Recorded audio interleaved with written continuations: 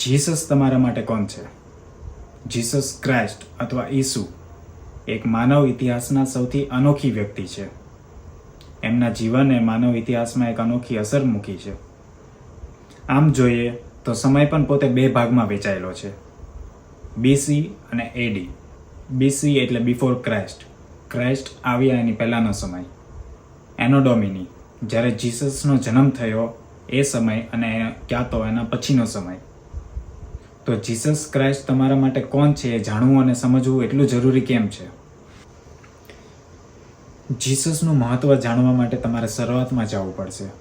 જેમ કે સમયની શરૂઆત, જ્યારે ભગવાને મનુષ્ય જાતિનું સર્જન કર્યું હતું.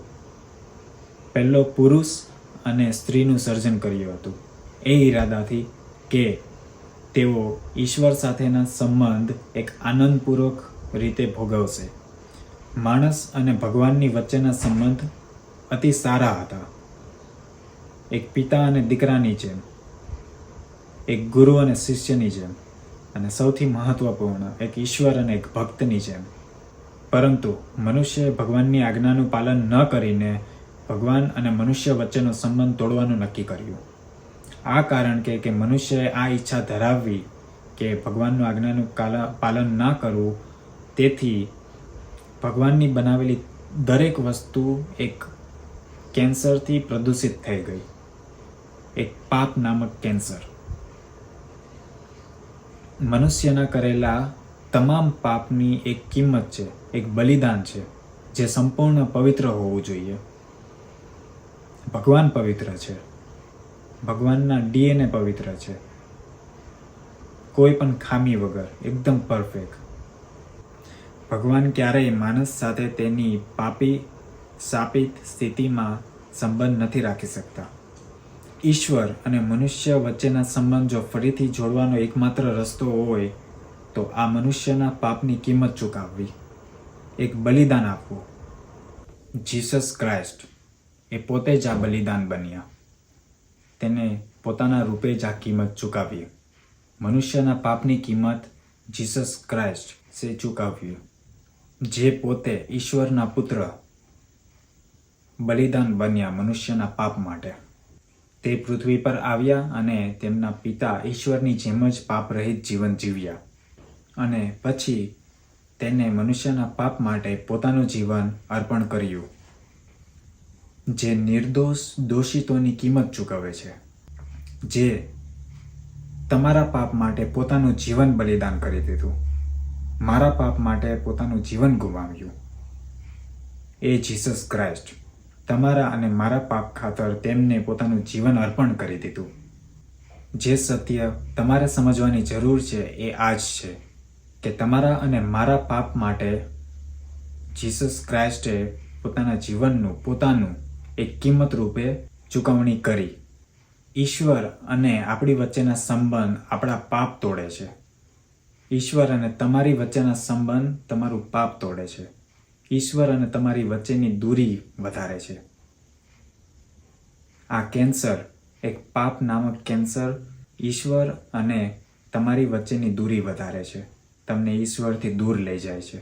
આ એક સારા સમાચાર છે કે જીસસ ક્રાઇસ્ટનું બલિદાન તમારા અને મારા તમામ લોકોના પાપની કિંમત પૂરી પાડે છે.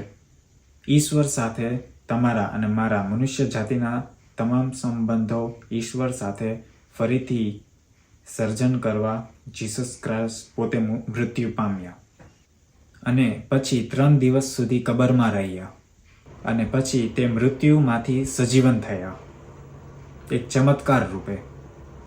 આ રીતે તેને ખરેખર સાબિત કર્યું કે એ પોતે ભગવાન છે. તો તમારા માટે જીસસ કોણ છે? જીસસ તમારા પાપ માટેનું એક બલિદાન છે. તે ભગવાન સાથેનો સંબંધ રાખવાનો એક તમારો માર્ગ છે. તે શાશ્વત જીવન જીવવાના અનુભવની તમારી એક તક છે. બાઇબલ કહે છે કે ઈશ્વરે જગતને એટલો પ્રેમ કર્યો કે એને પોતાનો એકમાત્ર પુત્ર આપ્યો, કે જે કોઈ તેનામાં વિશ્વાસ કરે છે તેનો નાશ નહીં પણ શાશ્વત જીવન અનુભવે છે અથવા શાશ્વત જીવન પામે છે. આ તમારા જીવનમાં કેવી રીતે કામ કરે છે? બાઇબલ કહે છે કે જો તમે હૃદયથી વિશ્વાસ કરો કે ઈસુ જ પ્રભુ છે અને ઈશ્વરે તેમને મૃત્યુમાંથી ઉઠાડ્યા છે, તો તમે શાશ્વત જીવન મેળવી શકો છો. શાશ્વત જીવન એટલે શું? શાશ્વત જીવન એટલે ઇટર્નલ લાઈફ. તમારી મર્યા પછીની તમામ જિંદગી ભગવાન સાથે, જેમ કે ઈશ્વર સાથે તમે જીવી શકશો અને એને અનુભવ કરી શકશો. એને શાશ્વત જીવન કહેવામાં આવે છે. આ રીતે તમે પણ શાશ્વત જીવન મેળવી શકો છો. ઈશુને પ્રભુ માનીને, વિશ્વાસ કરીને. વિશ્વાસથી બધું જ શક્ય છે. તમારો વિશ્વાસ કે જીસસ ક્રાઇસ્ટે પોતાનું બલિદાન આપીને તમારા પાપોની કિંમત ચૂકવી, આ વિશ્વાસ તમને એક શાશ્વત જીવન તરફ અને ભગવાન સાથેના સંબંધ તરફ વાળે છે.